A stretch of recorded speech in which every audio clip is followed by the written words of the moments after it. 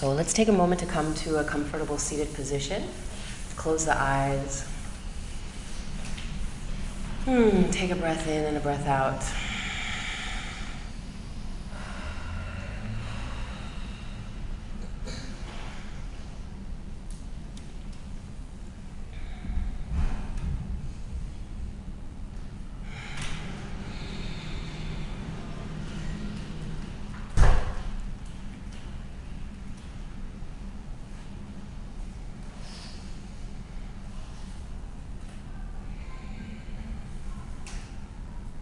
So from all the far-reaching places your mind may have drawn you out to this morning, feel that you can reel in your energy through reeling in your thoughts, almost as if you have a fishing line and you can sort of like backpedal, enter of grounding, of being present in your body, of you being conscious in your body, in your breath, and the expression of breath and body.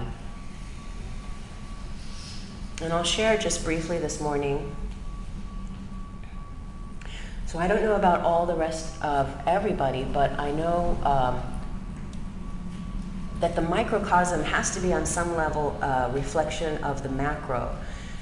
And it feels like there's a lot of stuff that is speeding up. A lot of things are happening back to back to back to back. Whether it's your back goes out, you catch a cold, you have a conference to do next week, you have to write a paper, you have all these deadlines, all these goals, all these assignments, all these things, all these hoops that the universe may be offering to you or inviting you to jump through, to manifest, to co-create. And we can either look at this as like hell or an opportunity to jump through the hoops to gain a greater vision of ourselves and so bring heaven to earth in that way by emulating and imbuing more of ourselves through those aspects and things that we intend to co-create with. And so be that here. With that said, I feel, there's that old saying, and I'm paraphrasing now, but that saying about the piece of coal and how under pressure it becomes the diamond. And I feel that for myself, and I see that, and I sense that reflected in my peers, my students, my colleagues, everyone around us. Like we're being really sort of like put under pressure. But remember, there's a sense of illusion. We can't take ourselves too seriously with that pressure and be filled with self-importance. There's a sense of we're all equals here going through very similar parallel dimensions, if you will. And it's not like who can get through the pressure, and still be alive on the other side. But it's like how we jump through the hoops.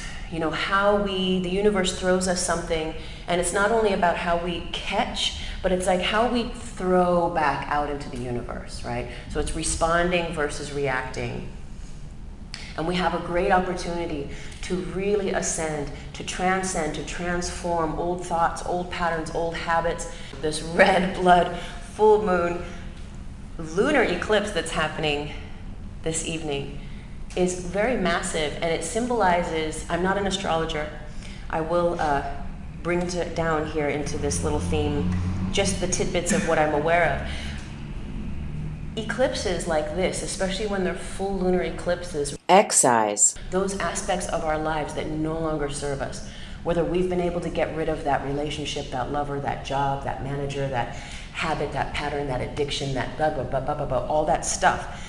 If as it serves our highest good, and it's aligned in our cosmic grace and glory, the universe will use this opportunity, such as this evening, to just snip, and it's gone. And then all of a sudden you could realize yourself in sort of a new world in this coming week or in this coming month from this. It is said that the blood moon, when it is here as this lunar eclipse, and a full moon has the power of 3 or 4 full moons. So if you are into creating your affirmations or extending your gratitude to the universe, the goddess, the God, the Buddha, whoever it is, this is a really powerful time to very much so get clear with what it is you wish to envision for yourself in your world. It is so often that I recognize my peers, perhaps at times I do it too. We complain about things that are not right. Well, you are the one who gets to change that, right? And sometimes even just by changing our sphere of thought, That's all we need to create, to co-create, and shift the balance so that that change can become manifest in our lives. Does that make sense? No? Yes. I'm so glad. So, with that said, I'm going to riff off of a theme that I shared a little bit on Wednesday night. One of my teachers, Jillian Pransky, was offering that we pause, that we not only pause to meditate, to get on our mat and restore and renew our bodies, minds, and spirits, but that we pause and practice to simply open questions, to be in consideration of questions. And sometimes by dropping that stone into the still lake of self, the ripples then activate a deeper level of awareness and becoming that would otherwise not be brought to our awareness if we had not dropped the stone in the lake. So in that way, the questions are, what is the gift that I shall bring to the world? So right now, each and every one of us maybe has something inside of us that goes bling, and it can be simple. You don't have to be a Mother Teresa. It can be very simple, beautiful, thing that brings you joy, that makes you happy. The next question, what is the life I should live? For each of us, there are different levels of what our happiness is, what our joy looks like. And it's all beautiful as long as it is that happiness and joy for you. And here's where it gets a little deeper.